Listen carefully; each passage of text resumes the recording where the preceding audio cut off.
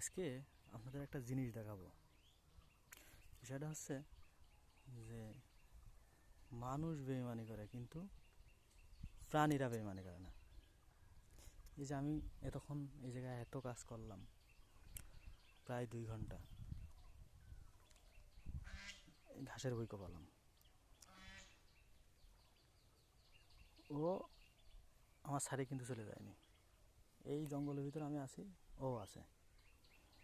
ও বসে বসে চিন্তা করতেছে ওই নদীর পাড়ে এই হাঁস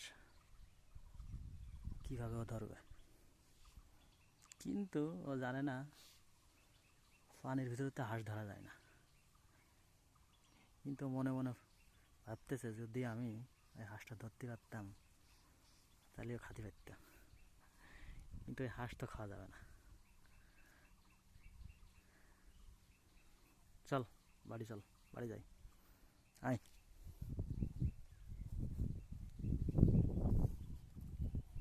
আয় লালু, আয় আয় আয়, চল আয়।